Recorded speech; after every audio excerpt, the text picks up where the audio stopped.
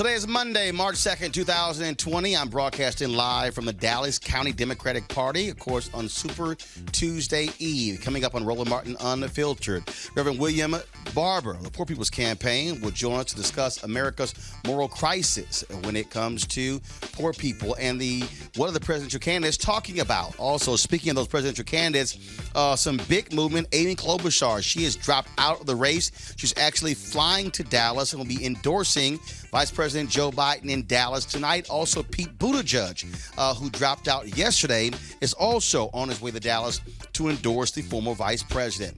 A recent survey looks at the top priorities of black women heading to the 2020 election. We'll talk to one of the folks with that organization. In L.A., there's a hot DA's race, and black activists say it's time for L.A. District Attorney Jackie Lacey, a black woman, to go. Also, her husband pulls a gun on Black Lives Matter activists.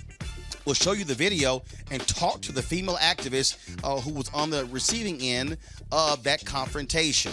Also, this weekend marked the 55th anniversary of Bloody Sunday. We'll take you back to the Edmund Pettus Bridge where it all happened, including hearing from Congressman John Lewis, who made a surprise visit to all the folks assembled for the 55th anniversary. Speaking of Senator Amy Klobuchar, a group of black activists shut down her rally yesterday in Minnesota.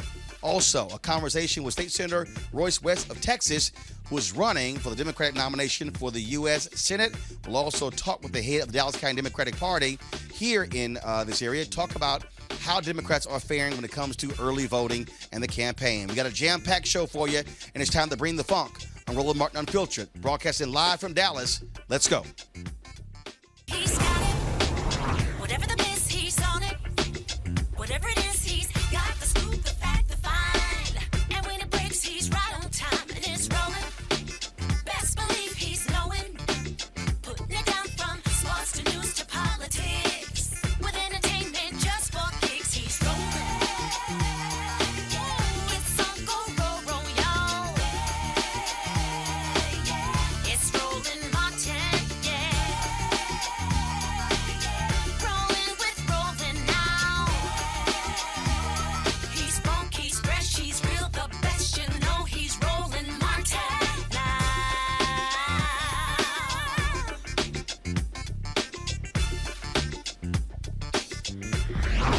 Martin. All right, folks, this is Roland Martin broadcasting live from Dallas, Texas, of course, where this is one of the Super Tuesday states where folks will be going to the polls here in Texas and in 14 other states and locations making their choice for the Democratic nominee for president of the United States. It has been a busy 48 hours since black voters largely made their pick in South Carolina. Tom Steyer was one of the first to drop out that night. Pete Buttigieg yesterday dropped out of the presidential campaign. And today, the moment I landed in Dallas, we saw the news, Senator Amy Klobuchar of Minnesota, suspending her campaign, is actually flying to Dallas tonight where she and Buttigieg will join former Vice President Joe Biden at a rally to give their endorsement to Joe Biden. The race is, of course, coalescing around Joe Biden, many of those moderate candidates who don't have a shot.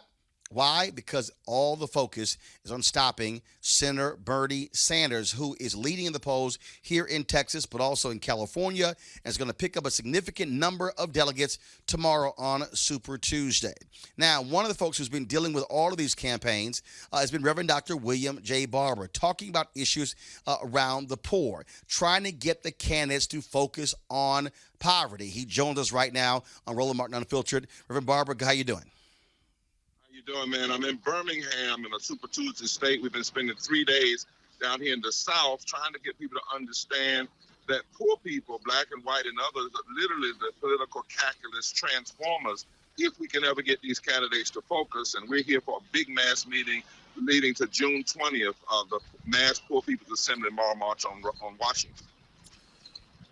You talk about, of course, trying to get them to understand those issues. I was with Senator Doug Jones in December there in Birmingham. I was there for a National Association of Black Journalists board meeting.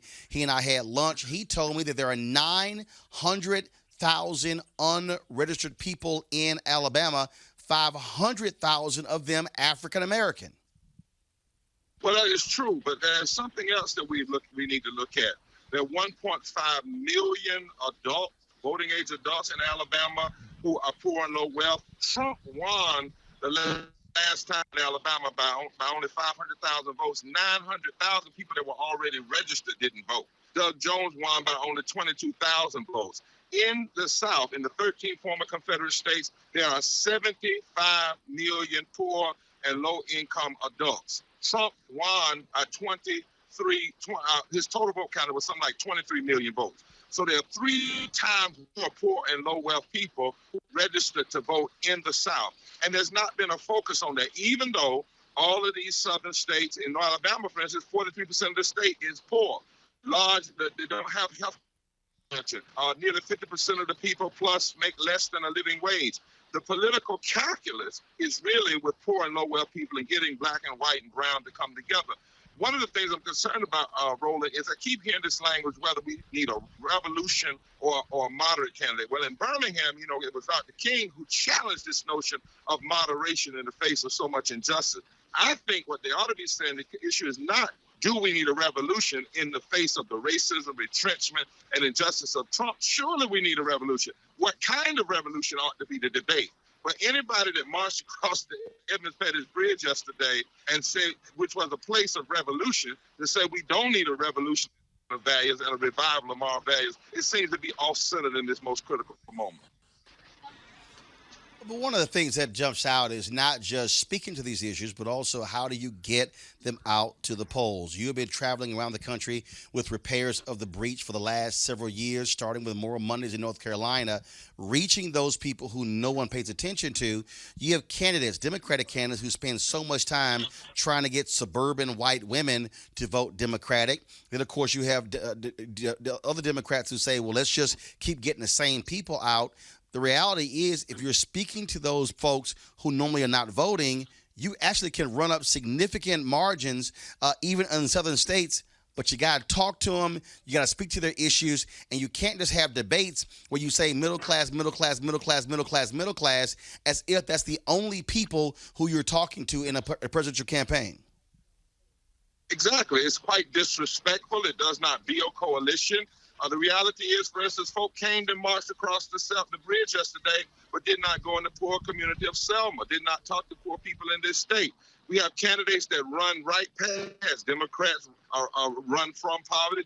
Republicans tend to racialize poverty, and they act like it's some kind of rocket science. What do you do when you want these other communities to vote for? You go to them. What do you do when you want them to vote for? You talk about them. You say their name. You call their condition. Well, how is it that you can't even say the condition in the name of 43% of this nation, 140 million people? It is a backwards way, Roland, of running political campaigns to almost say we can ignore half of the nation and then expect to have a transformational turnout. But that also lets us know, just civil rights movement, the movement has to be ahead of the politics, because the politicians will only move according to their consultant. And we have had politicians tell us, some off record and some on record, that their consultants tell them not to say the word poor, not to talk about poor. And I said, well, who's telling them that? Because the people that we're in the midst of are not ashamed of being called poor. They're ashamed of a country that ignores their poverty and refuses to speak to it. And if we don't, we will continue to give extremist candidates like Trump an easy path to victory, because we are keeping the demographic and the number of people in the electorate small. The only way to beat extremism is to expand the electorate. Last week, of course, South Carolina voters went to the polls. You were also holding your Poor People's Campaign forums. We've been restreaming the one with Senator Bernie Sanders. I believe Pete Buttigieg and Senator Elizabeth Warren also participated. Did Vice President Joe Biden also participate? What about that? Because you're trying to get these candidates to speak to this issue, and unfortunately you have these debate moderators working for these networks who are not even bringing this issue up. That's exactly right. And we've invited all of them. We've not heard yet from Vice President. We heard they wanted to, but we haven't been able to settle on the same thing with Warren. We invited all of them. We even invited the White House, because you can't leave these issues alone, and you can't refuse to address the other 4 issues that connect to it: systemic racism, systemic poverty, ecological devastation. Think about it, Roland. Here we are in the South. We marched across the bridge yesterday. but the things that people marched across 55 years ago have been rolled back. We have empirical data that the same states that are racist voter suppression states are also states where the politicians who use race to get elected then turn around and block living wages, block health care, which in fact affects more poor white people in raw numbers than black. Now, how do you have a national conversation and not have that conversation? How do you allow people to come on stage as a moderator and not ask them where do they stand on voting rights and ending systemic racist voter suppression and gerrymandering, and where do they stand on the issue of poverty? If we don't get over this and deal with it, we are going to continue to have a democracy that is weak and anemic in its participation. People talk about South Carolina and what it did. Yes, it was a reset for a campaign, but tomorrow will be a revelation because you'll have more people, you'll have a broader a spectrum of the population. But here's the other question. We say 81% voted, 35% voted. Of what? How many people didn't vote in South Carolina? How many people didn't turn out? How many people are still not moving because they're not hearing their voice? There are 1.5 million poor and low-wealth adults in South Carolina. Trump won last time, South Carolina, by 300,000 votes. There were 1 million registered voters in South Carolina that didn't even vote. We have to have a deeper analysis, and Roland, that's why what you're doing is so important to the American conversation. Well, I think we have to continue the conversation and continue pushing these candidates. But also, I would say the next debate, whenever that's taking place, go hard at whatever network is sponsoring to say y'all have got to bring it up. But I keep saying this, Reverend Barber. Part of the problem is that the people who are asking the questions and the executive running these networks, they are a part of the 1%, and they don't deal with these issues. They don't see poverty. Their kids are in private school, and that's why you don't hear it come up, because it doesn't affect them. It doesn't affect them. And we have, as you said, you told me one time, vaping, 7 people died. It is a national emergency. 700 people died from poverty. We haven't heard it yet. We intend to go straight after the networks. We intend to demand that these candidates demand that it happen. If you could change the debate stage for a billionaire, you can change the debate stage for 140 million poor and low-wealth people in this country. We're not backing up. We're going to continue to mobilize. We sent out a tweet yesterday and asked for 55,000 people in every state to get 5 people and turn out to the poll around our agenda. Roland, in less than a half day, we had 300,000 people respond to that tweet. We are not playing in this movement. We are building very seriously white and black together, because the poverty and people who are poor hold the key to the transforming of the political calculus in this country. All right, Reverend Dr. William Barber, we surely appreciate it. Keep up the fight. We'll be right there with you. Thank you, my friend. Take care. God bless. All right, thanks a bunch. Hey, folks, got to go to a break. We come back, we'll talk with Dallas State Senator Royce West, who is trying to secure the Democratic nomination to go against incumbent Senator Republican John Cornyn in Texas in November. We'll be back, Roland Martin Unfiltered, broadcasting live from the Dallas County Democratic Party in just a moment.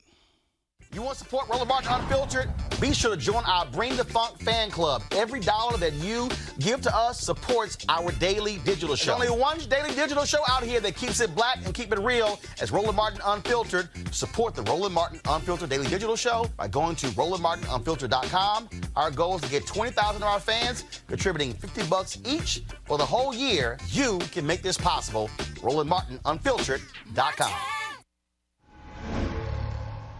All right, so a lot of y'all are always asking me about some of the pocket squares that I wear. Now, Robert don't have one on. Now, I don't particularly like the white pocket squares. I don't like even the silk ones. And so I was reading GQ magazine a number of years ago, and I saw this guy who had this pocket square here, and it looks like a flower.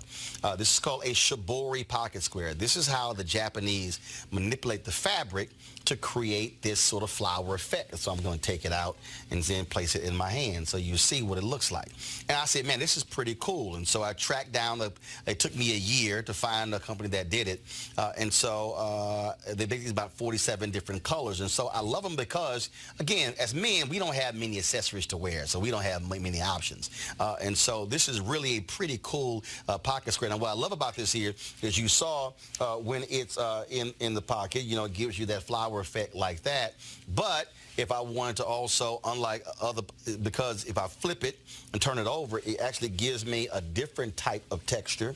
And so therefore, it gives me a different look. So there you go. So if you actually want to get one of these Shibori pocket squares, we have them in 47 different colors. All you got to do is go to rolandsmartin.com/pocket squares. So it's rolandsmartin.com/pocket squares. All you got to do is go to my website and you can actually get this. Now, for those of you who are members of our Bring the Funk fan club, there's a discount for you to get our pocket squares. That's why you also got to be a part of our Bring the Funk fan club. And so that's what we want you to do. And so it's pretty cool. So if you want to jazz your look up, you can do that. In addition, y'all see me with some of the feather pocket squares. My sister, who's a designer, she actually makes these. They're all custom made. So when you also go to the website, you can also order one of the customized feather pocket squares right there at rolandsmartin.com/pocket squares. So please do so. And of course, that goes to support the show. And again, if you're a Bring the Funk fan club member, you get a discount. This is why you should join the fan club. All right, folks, Roland Martin here, Dallas County Democratic Party here in Dallas, Texas. Texas is one of the Super Tuesday states. Going to the polls tomorrow, choosing, of course, their Democratic nominee for president. But remember, it's not just presidential candidates who are running in the primary. You also have folks who are running for U.S. Senate, for Congress, as well as a number of other down ballot races. We've been interviewing a number of those people, and we'll talk to one right now. He is State Senator Royce West of Dallas. He is running for the Democratic nomination for United States Senate. Senator West, how you doing? So first and foremost, you are, of course, seeking the Democratic nomination. It's 11 folks who are running. And so how's it looking for you right now in this race? I think it looks pretty good. The reality is that we've been all over the state of Texas. We've got a great deal of positive response. Mayor Sylvester Turner from Houston has endorsed me. Congressman Al Green, Sylvia Garcia, Eddie Bernice Johnson, Mark Vesey, all of them have endorsed my candidacy. Now, with that many people running, there's some places where whoever wins first place wins a nomination. In this case, top two, if you don't want to secure is 50 plus 1% goes to a runoff? That's exactly right. And so right now, when you begin to look at the polls and things, I have been consistently second in most of the polls. And obviously with that number of people, I mean, it's a little hard getting your message out. Plus, this is not a small state. So how difficult has that been trying to traverse this state, hitting all parts to get people to realize that you're on the ballot? Well, I mean, after serving in the Texas Senate here for 26 years, I have some name ID in North Central Texas, but not throughout the state of Texas. It's been difficult in part because the Senate Democratic Campaign Committee has put its thumb on this particular race. What do I mean by that? Without interviewing all of the candidates, all of the viable candidates in this race, they decided up front to endorse one of the candidates. And as a result, really? Yes, and as a result of doing that, they've frankly frozen fundraising opportunities for most of the candidates, most of us being either African American or Latino. So because, so first of all, who have they, so the Senate committee, of course, out of Washington, D.C., right, they've already decided who their nominee is. Who is that? MJ Hager. So as somebody who has served this party faithfully, and just so folks know, I mean, we're here at the Dallas County Democratic Party. I mean, this conference room we're in is named after you. Surely that doesn't make you, didn't make you feel good that your own party has decided up front who should be the best nominee. I was very disappointed that I didn't even get a chance to get I didn't have an opportunity to even get interviewed. They said, frankly, that the data looks good for her and for no one else but her. That is one of the complaints that African Americans have made over the years. I think back to Congresswoman Ayanna Pressley when she ran in Massachusetts. She ran against a long-term Democrat incumbent. That person, who was white, even got the endorsement of the Congressional Black Caucus PAC and other CBC members, even though she was an African American, but she still won. And so let's say the two of you go to the runoff.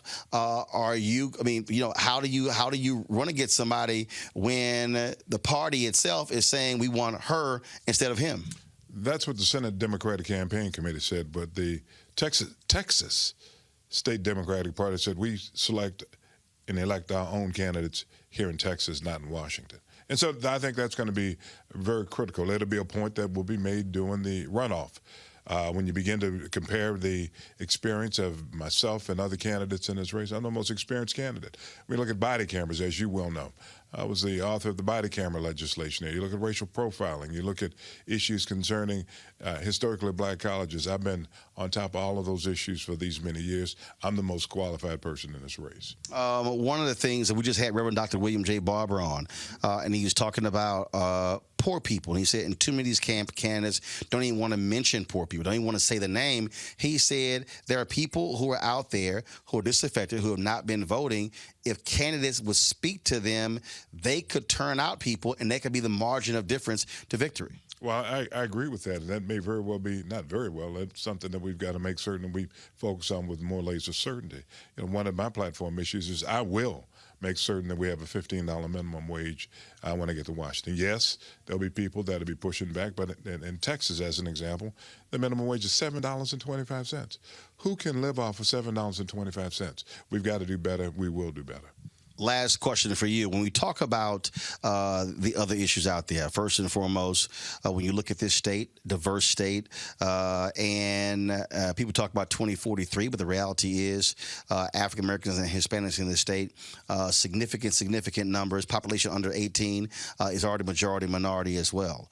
But how do you get those 2 million eligible but unregistered Latinos to go to the polls as well? Republicans control every statewide seat here, but in the last two elections, Democrats have been beating Republicans, especially in the suburbs, and so Democrats are 8 seats away from taking over the Texas House, 9 seats, and so how do you get people to understand that especially Democrats, that they can actually win statewide in Texas? It doesn't have to be a total lock by the Republicans. Well, when you begin to think about why am I running, I'm running because all of the signs are here. The same signs that we had back in 2006 when we turned Dallas County blue, which is now dark blue, are here right now in terms of statewide. And so I'm running to make certain that I be on the vanguard out front in terms of helping to turn Texas blue. This is what I've been able to accomplish. I've been able to get the endorsement of the Texas Tejano Democrats, as you well know, the largest Latino organization here in the state of Texas. They've endorsed me as their candidate for the United States Senate. The Texas Coalition of Black Democrats, they took a poll. I was #1 in that poll. So I've been able to take those two groups and pull them together. Now, if we can take those two groups, pull them together, and make certain that we pull together a plan, similar to what Pastor Barber said, in order to get some of the poverty population up and out and voting, then we're going to be pretty good. We've got to make certain that we claim their mantle. We've got to make certain that we claim the mantle and move forward and try to get them out to vote, as well as other coalitions partners. All right, folks, going to the polls tomorrow. You're going to be quite busy. I'm sure we'll be seeing you at the Joe Biden rally a little bit later today. No, I'm going to be at my own rally. I'm trying to make everyone understand that Royce should be your choice. Stay centered, Royce West. I appreciate it. Thanks a lot. All right, folks. As I said, here at the Dallas County Democratic Party. In a moment, we're going to talk to the chair of Dallas County Democratic Party about what's happening here and what turnouts will be looking like. That's next in Roland Martin Unfiltered. Check out Roland Martin Unfiltered, youtube.com/Roland S. Martin. And subscribe to our YouTube channel. There's only one daily digital show out here that keeps it black and keep it real. It's Roland Martin Unfiltered. See that name right there? Roland Martin Unfiltered. Like, share, and subscribe to our YouTube channel. That's youtube.com/Roland S. Martin. And don't forget to turn on your notifications so when we go live, you'll know it. All right, folks, lots of things have been happening. Again, as I said, the last 48 hours, we're here in Dallas at the Dallas County Democratic Party. In a moment, when we talk with Carol Donovan, who is the chair of the Dallas County Democratic Party, you heard what State Senator Royce West said, Dallas County being deep blue. This used to be a county where Republicans control nearly all of the county-wide seats. It's shifted. The population has been shifting in Texas. 500,000 people, new people move to the state every single year. That's one of the reasons why you're seeing the shift in the suburbs, not only in Dallas County, but in Harris County, where Houston is, Bexar County, where San Antonio is, Travis County, where Austin is. And so voting has been off the chain here. In 2018, Democrats were winning a number of seats. In fact, several Republicans have been retiring here in Texas, including in congressional seats. So of right now, I want to talk to Carol Donovan, who is the chair of Dallas County Democratic Party. Carol, of course, Joe Biden is coming into town, having his rally here. Pete Buttigieg and Amy Klobuchar are flying in to endorse him. What has the numbers been looking like, though, in terms of voting, early voting? We saw in South Carolina, more people voted in South Carolina than they did when Obama ran in the primary in 2008. Are we seeing big numbers here? Yes, we are. In fact, the Democratic voters are voting 50% higher than they did in the last presidential election in 2016. Interestingly, the Republican voters are actually voting a little less than they did in that 2016 presidential election. So you can see which party is the most excited about voting. Also, obviously, this field is now narrowing. Tom Steyer dropped out. Pete Buttigieg dropped out. Amy Klobuchar is also dropping out. So you're pretty much left with Senator Bernie Sanders, Vice President Joe Biden, Senator Elizabeth Warren, Mike Bloomberg as well. When you talk about these down ballot races, that's also critical because folks in Texas have been saying for years, even when Obama and Hillary Clinton ran in 2008, there was huge amounts of energy. But once Obama won, he only came back to Texas just to raise money and left. And so how have you been able to rebuild this county Democratic Party, but also in this state? We have a lot of rallies. We disseminate a lot of information about the vote. We have debate watch parties. We keep that energy going. And for any Democrats out there, we're going to have an election watch party tomorrow night, and it's going to be fun. But you've also had, though, as I said earlier, 500,000 new people moving to the state. So it's really changed the complexion of the voter in Texas, especially in the suburbs. What have you seen here in the suburbs of Dallas County that's causing a shift? Because you've got a number of Republicans who are in Congress who are retiring as a result of what has taken place the last two cycles. Right. They're getting out so they don't get voted out. We have a lot of the folks coming in from other states, like you mentioned, especially a lot of folks from California who are connected with some of these IT companies coming in. And we find that those Californians are usually Democrats. And also Toyota moved to Plano, and so they moved their headquarters here. Yes, they did. Yes, they did. And all these new voters are great, but we're finding that we're having a new surge of young voters and a surge of Hispanic voters. And speaking of that, you still have 2 million eligible unregistered Latinos here in Texas. What have y'all been doing specifically to try to get those folks who are Latino in Dallas County to get them registered? We hang out at malls, we hang out at barber shops, we hang out pretty much at all kinds of events to register people. We do a great job of registering people, but the big problem here is getting people off the sofa and out to the voting booth. And so do you have a strategy for that come November?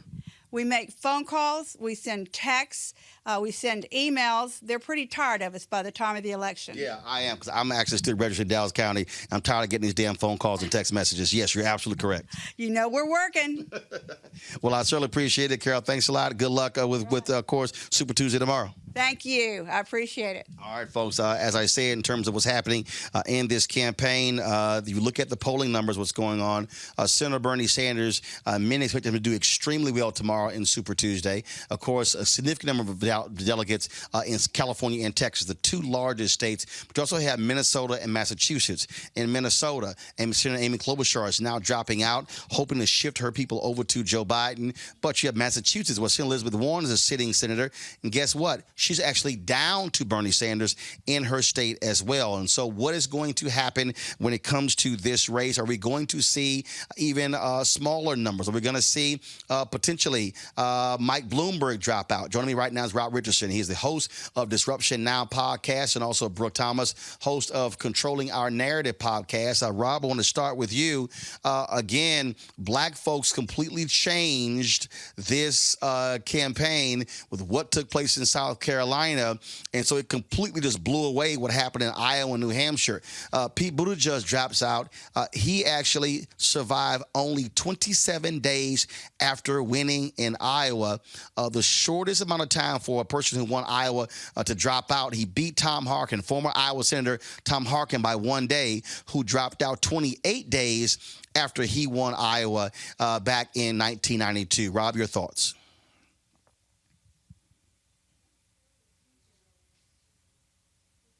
Move up the primary Rob calendar there? away from non-diverse states. Can you hear me? Can you hear me? Can you hear me? Yes, I can hear you. I can hear you. Go ahead. All right, no. So it's a reminder, first of all, that we need to change the calendar. The calendar right now has a bunch of non-diverse states showing that South Carolina should be up there, and plus other more diverse states. Second, let's just hope that the candidates don't just see black people right now. And now that we voted this way, the first time I remember candidates really talking specifically to black voters was during the South Carolina primary, because, you know, there are a lot of black voters, but there's always a lot of black voters in order for the Democrats to win. Just think about this for a minute, Roland. If Democrats only voted 85% for Democrats, they would still lose every election. So I don't know why Democrats think like, you know, black folks are just some side piece of the equation. You know, black people have to be totally invested in order for Democrats to advance, period.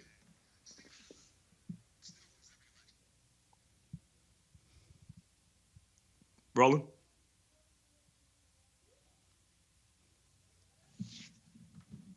Well, that's the only part I had. I just wanted to say that it's important to make sure that we do not take that for granted, because, as again, you know, they'll show up to our churches when they feel like it. They'll show up only when it's a transaction, but it should be a long-term investment, a long-term relationship. And when that happens, Democrats will win in more places. Brooke, your thoughts about what has transpired here as a result of what took place in South Carolina? Seems like black people said, hey, white Democrats, we got this. We're going to show you how to take care of a race. Yeah, you know, I was surprised that Joe Biden not only won, but that just completely swept South Carolina. I don't know if, I think it started initially before the voting in this kind of cycle started. I was surprised that Joe Biden was doing so poorly in Iowa. And then, so I think I just kind of thought, okay, maybe it's over for him. And he completely blew it out of the park. And you see people dropping out and deciding they're going to, you know, attach to him and endorse him. So it was still surprising, even though I know that Joe Biden has support in South Carolina. But I agree with what Rob said. I wish that we would flip this and start with a more diverse state. If black women are the backbone of the party, then let's pay a little bit closer attention to them. And I think, Roland, can you hear me, Roland? If you can hear me, and I also think I'm not sure if this is unique to South Carolina. You know, obviously Clyburn holds a lot of weight. So we have to see, because I always thought younger African-American voters would probably lean a little more towards Bernie. But what happened in South Carolina, it showed that essentially, you know, Biden won every single demographic. So we have to see, was this unique to South Carolina, or will this be a larger trend coming up on Super Tuesday? Actually, give me a second. I actually lost audio there, so I could not hear Brooke or Rob. So if I'm over talking you, I apologize right now. I'm gonna do my next question to you, Brooke, and that is this here. When you look at what's going on, you've got Senator Amy Klobuchar, who is dropped out. Senator Elizabeth Warren says she is going to stay in the campaign until the convention. But here's the deal, Brooke. She's losing to Senator Bernie Sanders in her home state of Massachusetts. I don't know how you stay in the race if you can't win your home state. You know, it is. It's so, you're right. Like you're like, you know, I don't know why you stay in the race if you're losing your home state. But also, I mean, Bernie there's nothing that would make him. He could be getting no votes, and if we look at the history, he would still stay. So just because they have like similar platforms, I think it's almost unfair to ask her to do something that he wouldn't do. So for me, I'm not surprised. What's interesting here is when you start breaking. Rob, when you start breaking down this race, you look at lanes. The reality is Senator Bernie Sanders is greatly supported by progressives. The second choice for the Sanders progressive voters is Senator Elizabeth Warren. You look at the moderates. The reality is the moderates were supporting Vice President Joe Biden or Buttigieg or Klobuchar, to some degree Warren, but also Mike Bloomberg. So they're splitting that. So one of the reasons you're seeing sort of this race sort of rally around Joe Biden is because of black people. The other candidates, you look at Klobuchar, she did horrible in South Carolina. Her and Pete Buttigieg were 2.5%. They were polling for African Americans. And so bottom line is, I think if you're Klobuchar, you're Buttigieg, Tom Steyer drops $23 million in South Carolina, doesn't even meet the threshold to get delegates. Bottom line is you can't get black backing votes. it up with juvenile. You can't win. Yeah, you can't get black votes. You can't win. I think that's one, and that's why you saw him drop out. So now you're really left with Biden, Sanders, Warren, Bloomberg. If Elizabeth Warren loses Massachusetts tomorrow, I think it's going to be hard for her to stay in. Now the real question, Rob, what does Bloomberg do? Because hey, he might be seen as the guy who's getting in the way of Biden and helping Sanders, which he says is the last thing he wants to do. Right. Well, look, I'm not a Bloomberg fan. I hope he does drop out. Just because it's not because I'm trying to endorse Biden. I'm just nervous because I think he is a very bad choice for all host of reasons, and I think he would lose horribly to Trump. So maybe he should drop out. I don't know if he's going to. I don't think his ego is going to allow him to do so. But then this is my breakdown of the party, Roland. I think it's about 40% progressives, 40% quote unquote moderates, and then you got 10% of people that are just going to go with who they think is going to win or who's most likely to win. So Super Tuesday is going to be very interesting to really see what happens. But I do think Bloomberg does take some votes from Joe Biden. The question is, do all those votes, if he were to drop out, do all those votes automatically go to Biden? It's not necessarily true. The voters are not one-dimensional. Just because you have some voters that would vote for, Warren, and then some might go to Biden, or some might have voted for Klobuchar, and some might go to Sanders. People are not really one-dimensional. But I do think generally there are two lanes. And I think it's about 40% and 40%. There's about 10% that are up for grabs. Brooke, bottom line is this here. When you look at this, I think it's going to come down to Sanders and Biden. I think even though he's dropped more than $500 million, I think tomorrow, if Mike Bloomberg does not win outright 4 to 5 states, I see it being real difficult for him to stay in this race because if you look at his polling numbers right here in Texas, Bernie Sanders has anywhere from a 7 to a 9-point lead. And based upon polling data, Mike Bloomberg is actually drawing support that will otherwise go to Joe Biden. Yeah, I agree that it would be difficult for him to stay in the race. I don't know if it would matter because, you got to look at why he even jumped in the race to begin with. Him, Tom Steyer, they essentially just came out of nowhere to just waste millions of their own dollars for these kind of campaigns based on ego. And so I don't really know why they jumped in. I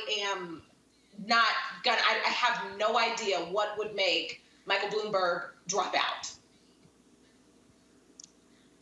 Well, again, I think for Mike Bloomberg, if it looks like that he is actually taking votes away from Joe Biden, and if he believes that Biden is a better candidate than Senator Bernie Sanders, I think that's one of the reasons you might see. And so it's going to be very tough. Again, this is somebody worth $60 billion. He's already dropped $500 million, dropping the bucket for him.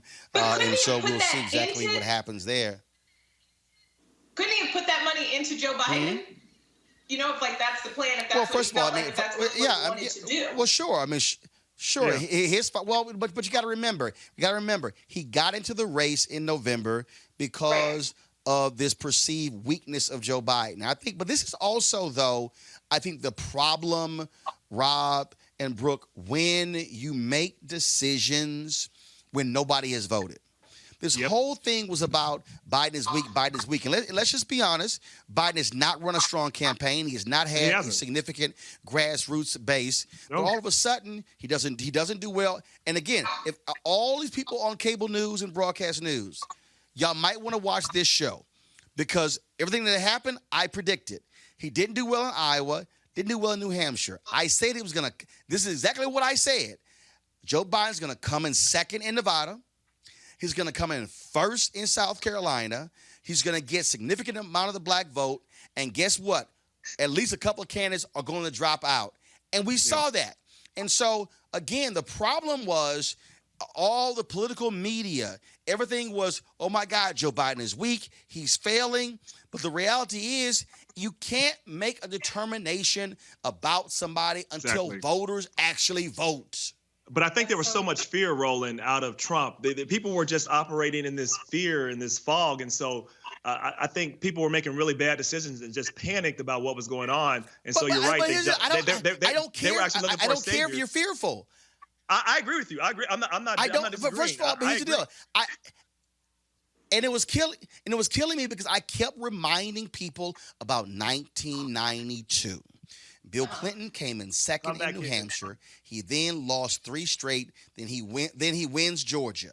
Then he loses 6 straight and wins South Carolina and Wyoming. Bill Clinton only won 3 out of the first 14 primaries.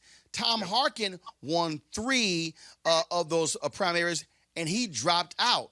And so I kept saying, Democrats, calm the hell down. You can't make rational choices until you see the direction of the voters. And that, to me, why it was crazy. And so, Brooke, I think tomorrow, again, even though 1/3 of all delegates will be available tomorrow, again, Senator Sanders is going to do extremely well tomorrow. The issue then is going to be what happens on Wednesday. Do you really see anybody who's locked in right now dropping out on Wednesday? Yes, I absolutely do. I believe. Look, it's only 4. Brooke. It's only 4 left. Okay, Warren's Sanders, Biden, Warren, Bloomberg. Let me say it right now. There is absolutely no way that Senator Elizabeth Warren stays in this race if she loses her home state tomorrow. If she loses Massachusetts to Senator Bernie Sanders, guess what? Her money goes away. She gets written off. I think she's a fantastic candidate. I think she speaks to race and justice more than any other candidate. But you cannot make a plausible argument that you should be the Democratic nominee if you can't even win your home state where you are the sitting United States Senator. You can't do it. I agree. So, do you think she loses? And I think you think she loses? I think Brooks, yes, I do. Brooke, and I think what happens is on Wednesday, it's now she drops out. Now it's 3. Now it's Sanders. Now it's Biden. Now it's Bloomberg. Bloomberg then has to make a very hard choice. I don't believe Bloomberg drops out Wednesday. I believe Bloomberg waits to see the results of Florida. That will determine whether or not he stay in the race or drop out. That's my prediction. All right. Well, he'd be much better served using that $500 million to register voters, and particularly in Florida where they're trying to keep voters. And again, I think if you look at his, first of all, he's already said he's going to spend $1 billion no matter whether he wins it or not. But I do believe that Bloomberg and Tom Steyer, I said it earlier, their money would have been better spent if they had hit an on-the-ground campaign. Yep. You just heard me interview the Dallas County Democratic Party chair. Look, here in Texas, folks, let me be clear. There are 2 million eligible but unregistered Latinos in Texas. The belief is that 50 to 100 million should be spent over a multi-year basis to move into those communities and get those folks registered. That would fund that initiative. That would fund black grassroots organizations to go register the 500,000 eligible but unregistered in Alabama, to go register the eligible but unregistered black people in Mississippi. Mike Espy only lost to Cindy Hyde-Smith by 68,000 votes. Okay, Reverend Barber keeps saying this. You can win in the South, but you got to put the resources on the ground and go talk to the people. And hopefully these Democratic billionaires see that, because Republican billionaires, they've always spent their money. Sheldon Adelson never ran for president. Koch brothers never run for president. Yep. But they spend collectively $600 million every presidential cycle to elect Republicans. That's how you spend the money. All right, folks, I got to go with this here. Civil rights organizations shut down a rally yesterday for Senator Amy Klobuchar in Minnesota. The Black Lives Matter activists took the stage, would not let it go. When she sent word that she said, "Hey, I'll sit down and meet with you," they said, "No, we don't want to meet with you." So she canceled the rally. Check this out.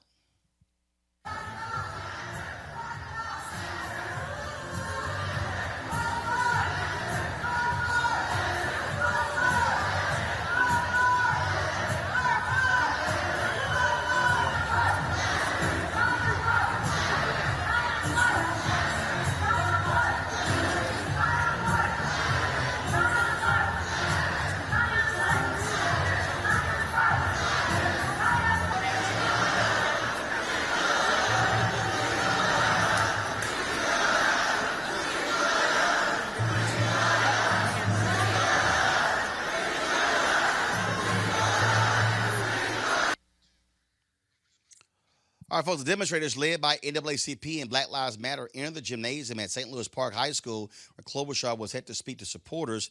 The protesters expressed support for Myron Burrell, a young black man who was sentenced to life in prison for murder he maintains he didn't commit when Klobuchar was the attorney for a county there in Minnesota. Now, Klobuchar, of course, ended her campaign today. As I said, to back Joe Biden. Joining us right now is one of those. So first of all, again, that's just what took place there last night. Now, of course, folks, what also happened is it's just crazy what happened in L.A. We're going to tell you about that story about Jackie Lacey, who's running tomorrow for district attorney. But we'll get to that in a moment. But first, after conducting a survey of more than 1,100 women of color across the state of Georgia, Pro-Georgia's Women of Color released today their poll revealing the results of the survey, which asked women of color about the opportunities and challenges they face on a daily basis.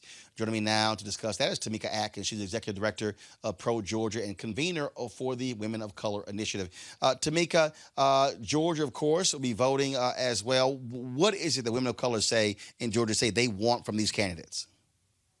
So I want to be clear. Thank you for having me on the show, Roland. So women of color, it's not just about what they want from these candidates. It's actually a vision of what they want for Georgia, right? That they want to see a Georgia that allows them not just to survive, but to thrive so that they can have whole and happy lives for them, their family, their communities, and their neighbors.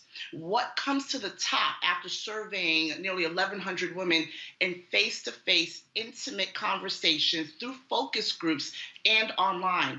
Healthcare, healthcare costs and services, education, right? And, equality, right? That there is a lot of conversation around hiring practices, employment practices that are discriminatory and are preventing women of color from attaining the kind of opportunities that they are looking to achieve so that they can care for themselves and for their families. What are those issues? So some of those issues. What specifically what do they want addressed? What do they want dealt with? Well, at the beginning, really, they just want to be seen, right? So this report is the first known report that actually got information through firsthand conversations with women of color. It's not based on census data. It's not based on old university data. This is actually the voices of women of color just saying what are the challenges, right? And what are some of their triumphs. They talked about inequity around healthcare costs and services. Georgia ranks high for maternal mortality rates, particularly for African-American women.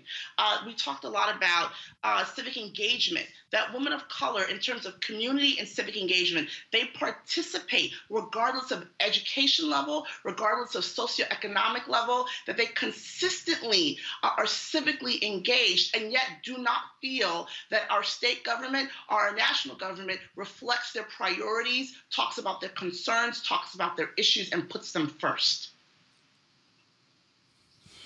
Georgia votes March 24th. What do you hope this survey, the impact you hope it will have on the candidates who are running? I am really involved and invested in as many women of color turning out to vote, not just in this presidential primary, but in our state general primary in May and our fall election.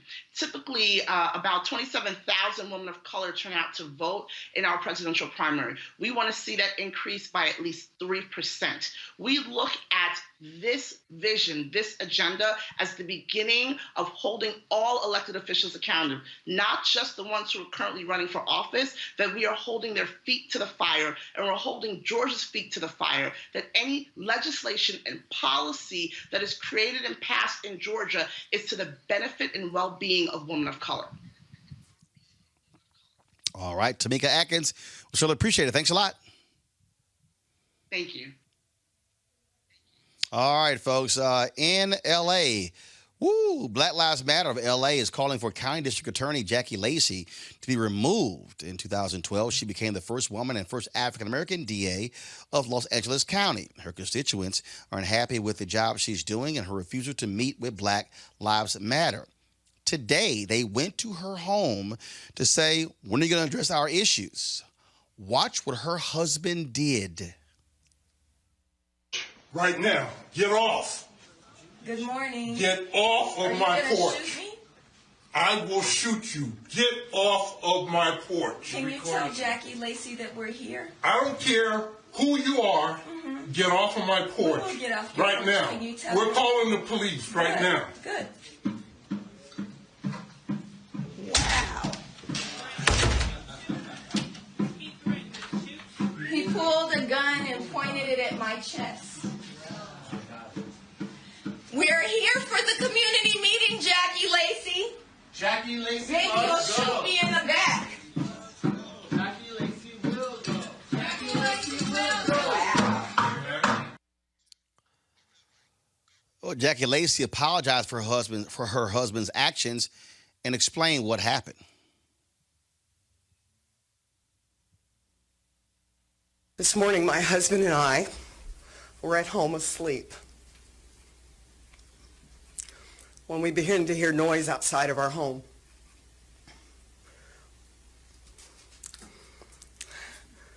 We immediately jumped out of bed and I called the police.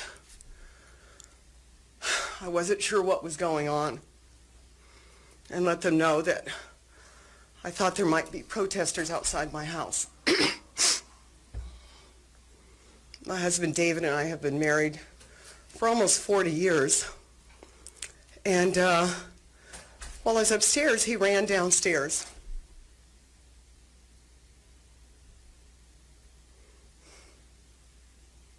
I could hear him talking to somebody.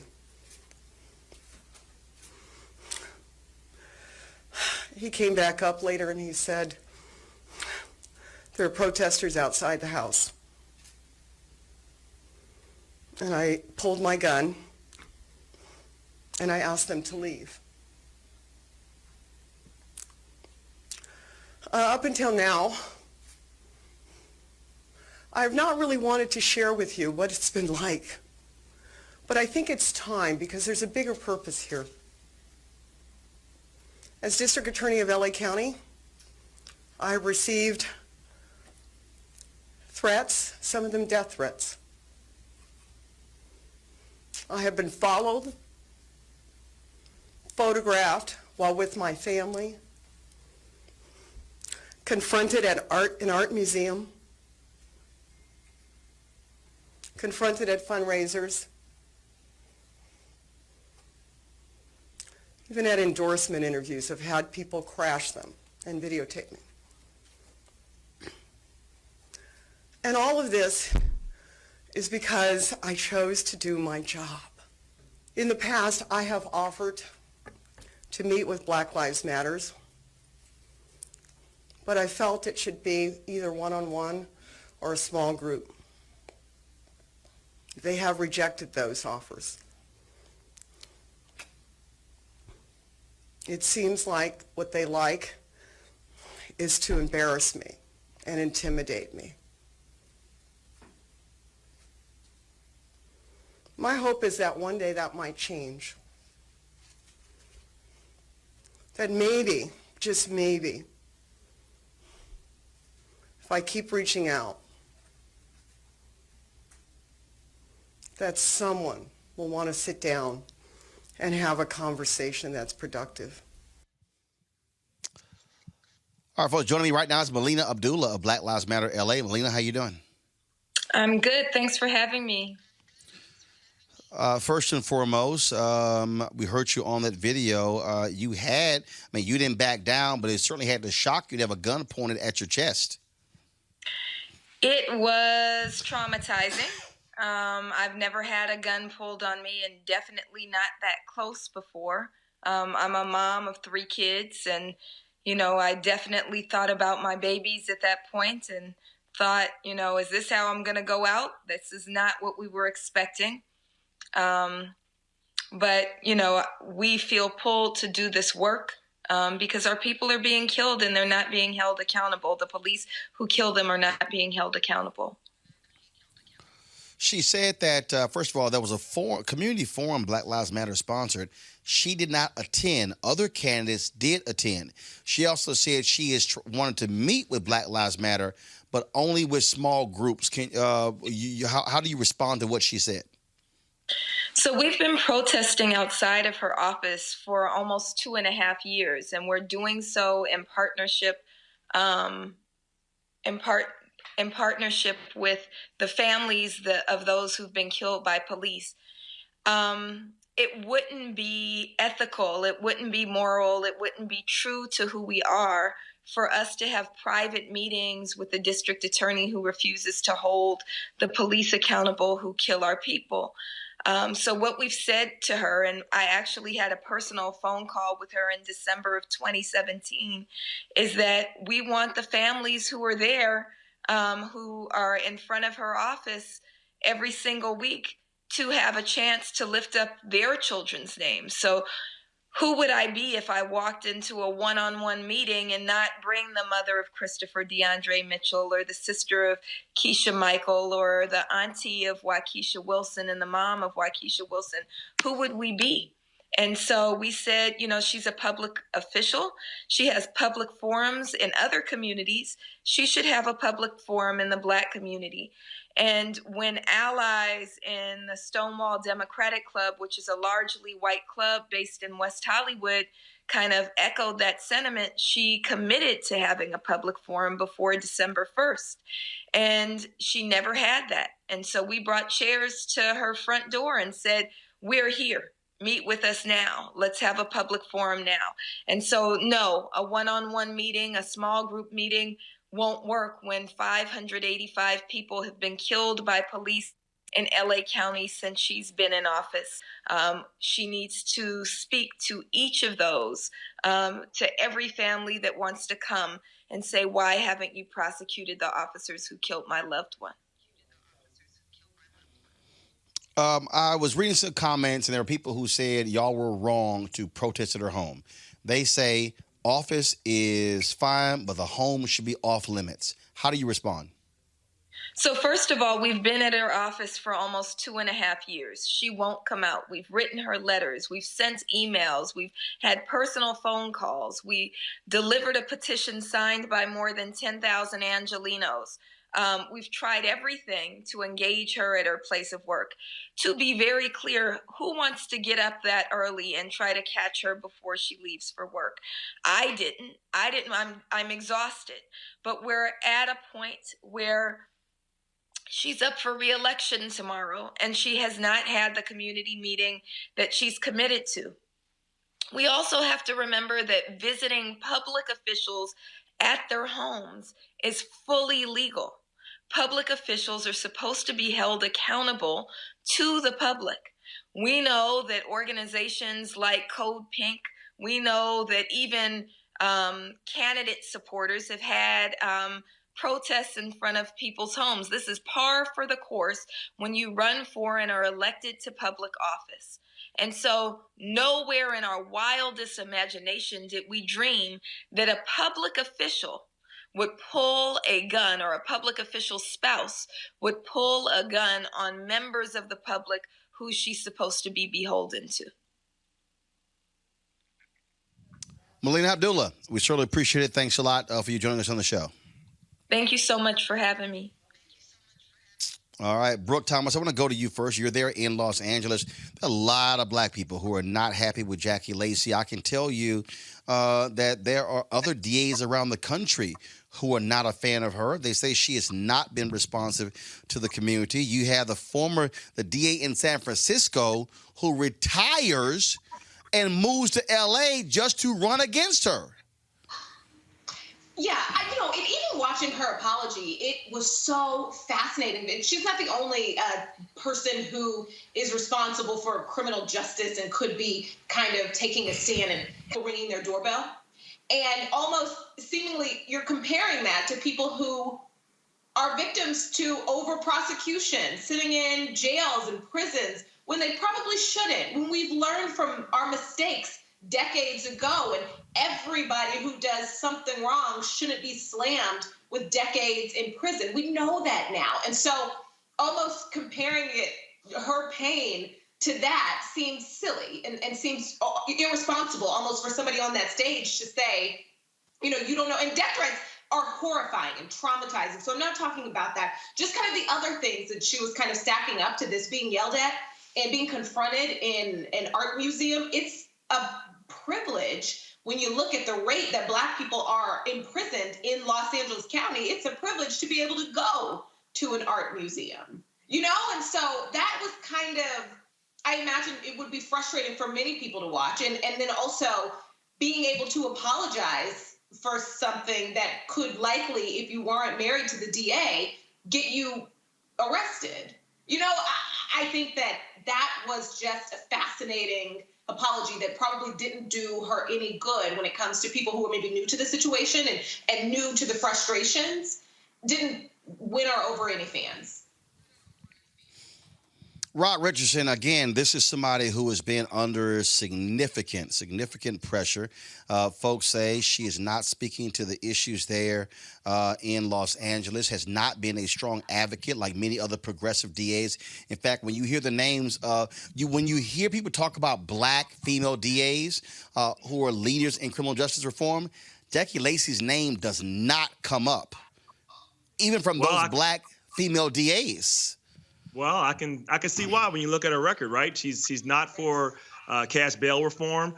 She still seems to be in favor of the death penalty. And we're not talking, as Brooks said, we're not talking about like 20 years ago. Like we know it's well advertised that the effects of mass incarceration, what it's doing in Black and brown communities, what we can do better. And she still seems to be resistant to it. I do want to say, of course, just like Brooks said, if she's getting death threats, that's awful. Obviously, there's no place for that. That's always over the line. But look, if you're a public official and you're complaining about people complaining about you, I mean, cry me a river. I mean, you are here. You are supposed to be accountable to the public. It is a hard job. You signed up for it. And she has a very, very important job. Just really to remind the listeners, prosecutors, DAs have so much power. They get to determine who they prosecute or who they don't, and they have pretty much unlimited prosecutorial discretion. So it's really important that we hold accountable those people who hold these seats of power. And so I'm glad people are doing that. I'm glad they're pushing. They're making her uncomfortable. This is what democracy looks like. You're not supposed to always be comfortable as a public official. The public's job is to make sure that you are better, and we can only do that if sometimes those in power are uncomfortable, because we know if they're comfortable, we're going to keep the status quo. All right then, folks, we got some breaking news out of MSNBC. Chris Matthews, a longtime host of Hardball, is out. He announced that he is retiring, and in fact, he just walked off of the set. Literally. The quote, after a conversation with MSNBC, I decided last night will be my last Hardball. He was on the air tonight. Literally, folks, understand, this is just happening. I'm getting text messages from folks saying that Matthews will replace by rotating a series of hosts at 7 p.m. And then, but of course, this all comes on the heels of all kinds of things happening. First and foremost, last week, Friday, he confused Jamie Harrison, Democrat who's running against Lindsey Graham, with Republican Tim Scott. Also, there's this video that's been going around of Chris Matthews making, frankly, sexually suggestive comments to women on air. And then there was a reporter who talked about something that he went through, what she went through, where he was making sexually suggestive comments to her before she went on the air. She dropped that column, I believe it was on Thursday or Friday. But the breaking news here, Chris Matthews retiring from MSNBC immediately, and apparently walked off the air, and then they immediately went to break where Steve Kornacki was taking over. Wow, Brooke, this is something. Here's somebody who was removed from South Carolina coverage on Saturday, and Chris Matthews done at MSNBC. I am surprised, but maybe it's time. Maybe it was time. I think after that weird kind of like Nazi reference, more people started noticing that maybe it's time. Maybe this is best for everybody, especially when you get to a point to where after your network defends you, like hardcore defends you, that you're still at a point to where you would storm off in the middle of the show. Maybe it's time. Rob, what's interesting here is that, of course, this is the same network that had to deal with all the fallout after Matt Lauer. Also, again, if you look at the previous comments that were made, also that was another person who alleged sexual harassment by Chris Matthews, where the network announced that he had been admonished. I think this is a network that could not survive another scandal after what happened to Matt Lauer. And so certainly, although he said he's retiring, look, you don't walk away from a nightly show. You're making $4 or $5 or $6 million a year on your own. Sounds to me like NBC said, Chris, it's time for you to go. They played hardball with him. Yeah, that might be what happened. I mean, there's one of my favorite movies is The Dark Knight, and there's this line: you either die a hero or you stay around long enough to become the villain. He probably, it would have been better to probably have a better transition. I don't know all the facts. This just came at me, but like, it's a new day. Hopefully, though, at a minimum, there is some opportunities for some more diverse representation, because absent Joy Reid and Al Sharpton, there's not much there. They can do a lot better. I mean, they proclaim to be the progressive station, so it's an opportunity to give others opportunity, frankly. So I don't know enough about all the situations because this happened out of the blue. Well, first of all, Laura Bassett, a writer with GQ, actually published an essay last week where she talked about her experiences. She previously had discussed it, had never mentioned Chris Matthews. Then she did so. Again, this video that's been circulating of him making these sexually suggestive comments to women on air, at one point talking about actually asking Aaron Burnett to move closer to the camera and how much of a beauty she was. When you see this video back to back to back to back, you go, how in the hell were you actually on the air? Folks, this was the opening line Chris Matthews gave tonight. Let me start with my headline tonight. I'm retiring. This is the last hardball on MSNBC. 7 minutes into the show, he walks off the set. Wow. That's a huge change there. But folks are obviously shocked with this here. So let me go ahead and say this, because Rob spoke to some of this as well. And that is this. If you look at MSNBC, and if you look at Fox News, and if you look at CNN, the only African-American with a show in prime time is Don Lemon. That's it. MSNBC is the leading network when it comes to African-American viewership. MSNBC is number one for African Americans. Yet when you look at their lineup, you do not have an African American who is hosting a 1 hour show, daytime. Well, you got Craig Melvin with his show, but you have nobody in prime time.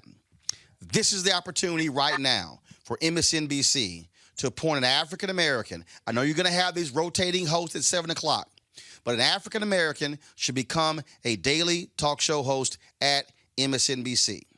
This is 2020.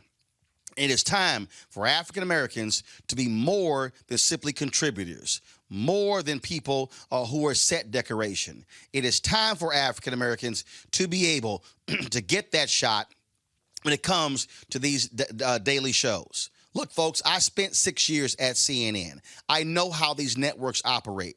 And the bottom line is African Americans are just as qualified, just as smart, just as right for these particular jobs. And the reality is it needs to happen, and it needs to happen now. There's no sense in sitting here waiting and saying, well, let's see what happens. No.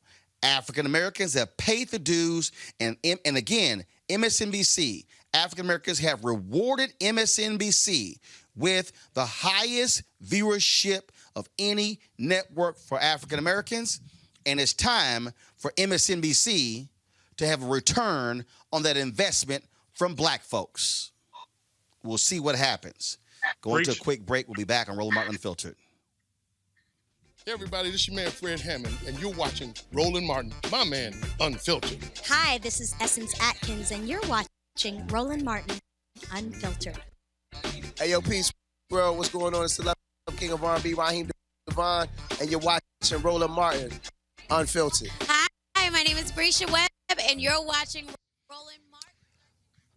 Folks, yesterday was Bloody Sunday. Of course, remember March 7th, 1965, some 600 civil rights activists walked across the Edmund Pettus Bridge demanding for voting rights. They were beaten by Florida state troopers and others. Among them was Congressman John Lewis.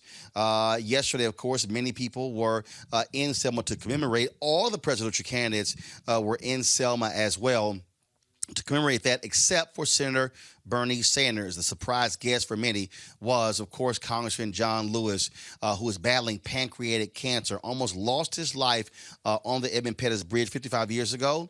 At one point yesterday, he climbed above a ladder and he spoke to the people about the power of the vote. Here is what Congressman John Lewis had to say. It's good to be in Selma one more time. Thank you, each and every one of you for coming to Selma, Alabama. Good to be here with members of Congress. Jesse Jackson, stay safe. My colleagues in the Congress.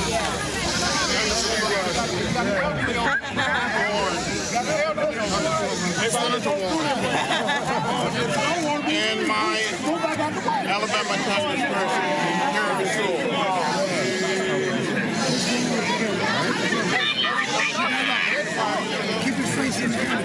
55 years ago, a few of God's children attempted to march from Brown Chapel AME Church across this bridge. We were beaten, we were tear gassed. I thought I was going to down this bridge. But somehow, in some way, God Almighty helped me here. We cannot give up now. We cannot give in. We must keep the faith, keep our eyes on the prize. Certainly, Brooke, it was great to see Congressman John Lewis. Pancreatic cancer is no joke. We don't know the state of his health, but for him to go out there on that day, knowing full well what he's battling, it was great to see, and so many people were tweeting and commenting on what it meant to see him, one of our civil rights heroes, stand out there and implore people to vote in this election. Yeah, let me tell you, Congressman John Lewis owes us nothing.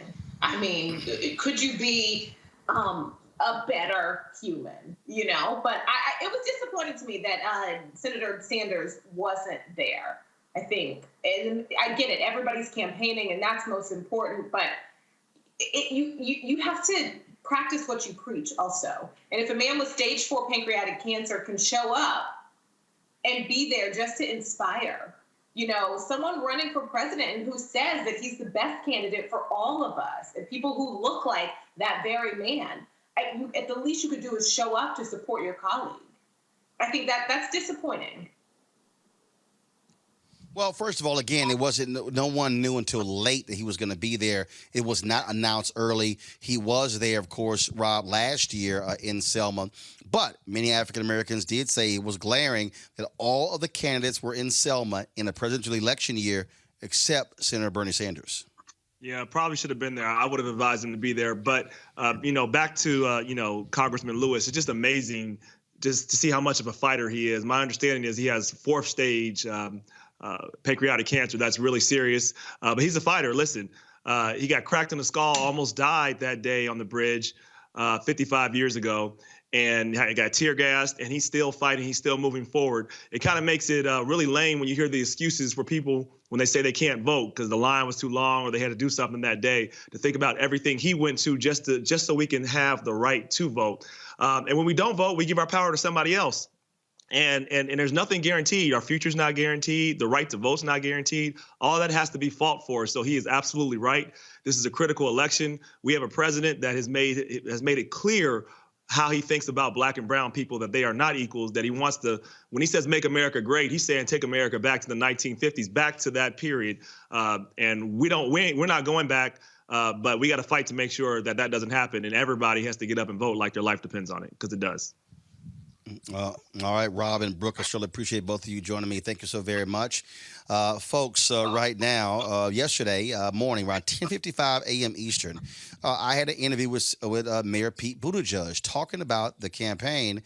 Then, of course, it was about 7 hours later, and we found out that he was dropping out of the race. I still wanted to play this for you because you need to understand, I believe this gives a sense of why he dropped out, especially when I talked about Senator Bernie Sanders. Here's my conversation with Pete Buttigieg yesterday.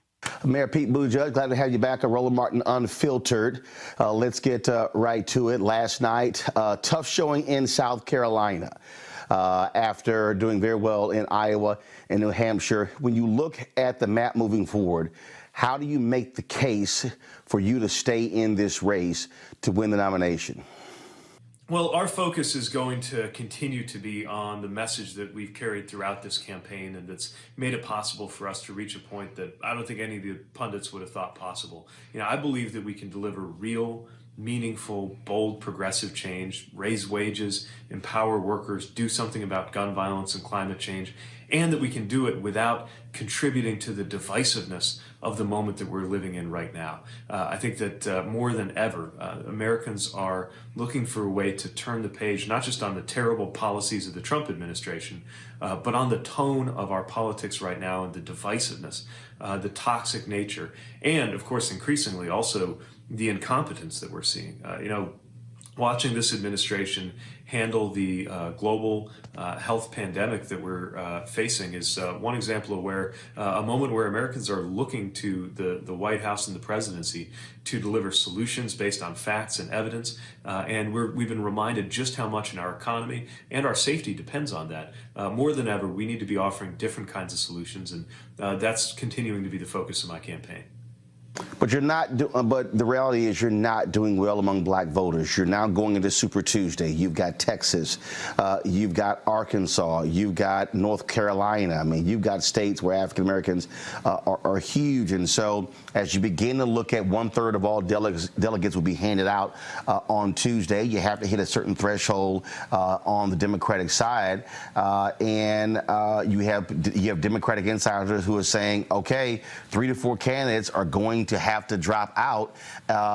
Again, how do you tell folks, you know what, I still think I can win? What is your path forward when you look at just the hard numbers?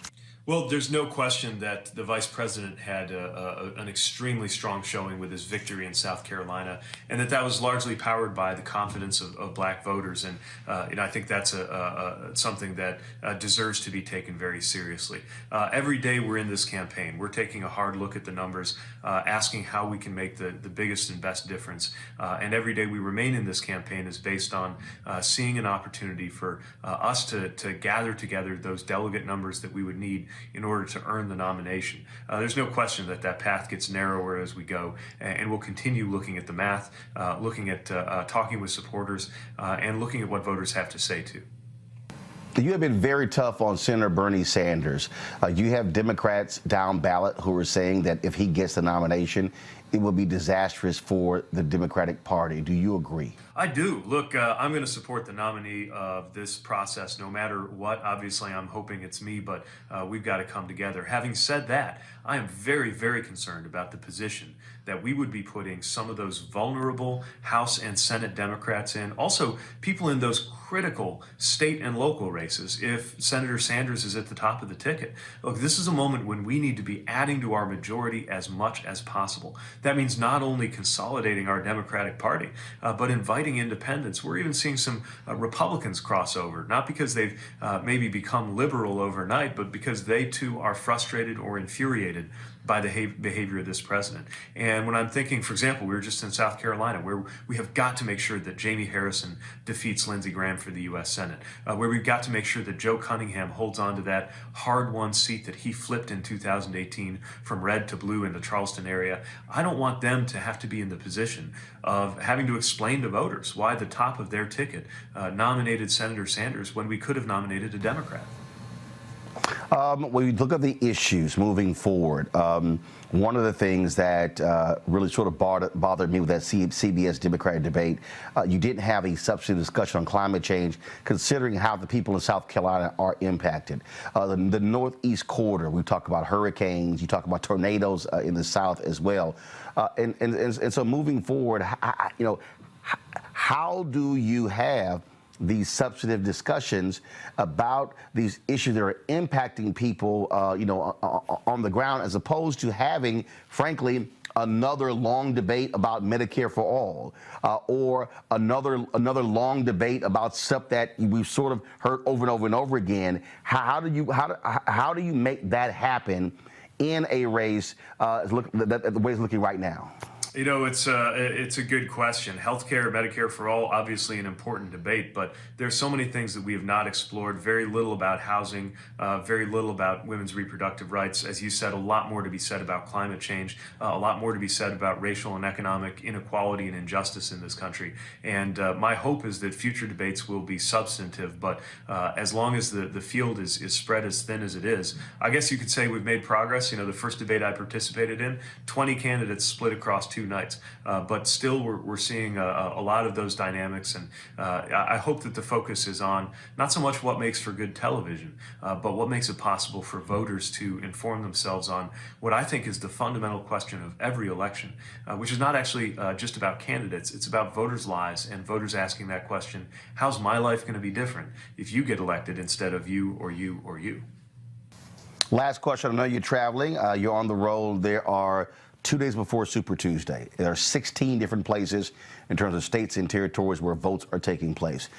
It's hard to be all over all those states, especially when you look at the economics of that. And so, what is your focus? What are the states that you're focusing on where you think you can do well on Super Tuesday? Well, I've always specialized in places that haven't gotten enough attention from candidates for president or from the Democratic Party, because I see so much party building potential there. And so we continue to try to reach out in places that maybe aren't used to the kind of early state or swing state status. Yesterday we had a great event in Nashville, Tennessee, before going on to Raleigh, North Carolina, both states that are going to have a lot of influence on Tuesday, and where we were thrilled with the reception, and continue to make the best of every moment, knowing that this race is suddenly switching from one where we were a mile deep in just 4 states over the course of a year to, as you said, covering a huge amount of ground in a matter of days or a matter of hours. At the end of the day, it's about reaching as many voters as we possibly can, whether it's in person or over the airwaves, and sharing that vision about what it would mean to turn the page, not just on this president, but on the nature of politics and the political warfare that we've gotten all too used to today. All right, Pete Buttigieg, we certainly appreciate it. Thanks so much. Good luck. Thank you. Thanks so much for having me in. All righty. Thank you. Again, folks, that was my interview with Pete Buttigieg yesterday morning, and it was in the evening when he dropped out of the presidential race. Right now, folks, we got to go. In about an hour, Vice President Joe Biden will be having a rally at Gilley's in downtown Dallas, about 2 miles from here. I'm at the Dallas County Democratic Party. We're heading over there right now. We're going to be live streaming that rally where Pete Buttigieg and Senator Amy Klobuchar will be there to endorse Vice President Joe Biden for President of the United States. Tomorrow is Super Tuesday. Folks, listen up. We will not be live at 6 p.m. Eastern tomorrow. Listen to me. We will not be live at 6 p.m. Eastern tomorrow. We'll be live for our special Super Tuesday coverage beginning at 8 p.m. Eastern, going until 1 a.m. We've got 20 different folks signed up to join our panel. It's going to be one hell of a night. We also are going to debut something. I can't wait till y'all see it. But you'll see it tomorrow. And why am I saying that? Because those of you who support our Bring the Funk fan club, your dollars is what make that possible. And so I can't wait for you guys to see it tomorrow. And so again, tomorrow night, tell everybody, we're going to push it out there on social media. I am not live at 6 p.m. Eastern tomorrow. We are live at 8 p.m. Eastern because I believe African Americans should see black voices consistently through the night, hosting as well as commenting on the Super Tuesday election. And so we're going to have, again, panelists all throughout the night breaking down the election results, giving you real-time analysis from a black perspective, an unapologetic perspective, and an unfiltered perspective. We want you to support what we do. Your dollars makes it possible for me to travel here to Dallas, to broadcast live from here, to be able to broadcast these rallies, to be able to do what we do. And so please go to RolandMartinUnfiltered.com, use Square, PayPal, use Cash App. Our goal, this is real simple, folks. I want y'all to hear me. If 20,000 of our followers gave $50 each, that's $4.19 a month, 13 cents a day, it completely funds this show. We did 350 hours of content last year. No black website comes close to what we did last year. Not The Root, not The Griot, not BET, none of them. The rallies, the events that we covered, the daily show we cover, no black media company is doing what we're doing. Black News Channel, they launched 24-hour cable news network. Were they live in South Carolina last week? Were they live from the John Legend's Elizabeth Warren rally? Were they live from the Ministers' Breakfast National Action Network? Were they live from the Black Women's Roundtable, the Power of the Sister Vote last week in South Carolina? I rest my case. All I'm saying is this here. We can only do this, folks, if you support what we do.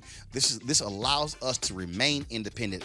We've been interviewing black candidates who are running in all these elections all across the country who don't get the kind of time that they get on other networks. We need you to support us.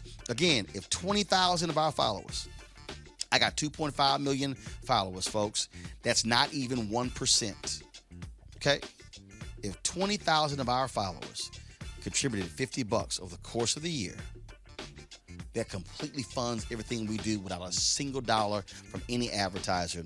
We need your support. Please go to RolandMartinUnfiltered.com. If you're on YouTube, you can give via YouTube, or you can go to our website and give via Square, PayPal, or Cash App.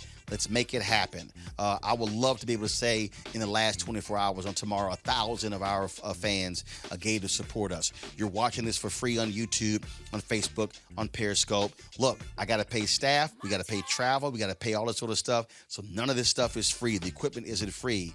But we have got to have our own platform speaking to our issues, and that's why we're going to be live tomorrow night with Super Tuesday coverage beginning at 8 p.m. Eastern, going till 1 a.m. It's going to be a great night, folks. We want you to be there with us, so spread the word. Let's blow our numbers off the charts tomorrow night. I got to go. We got to get to this Joe Biden rally, and so we'll be streaming this live as well. Holla!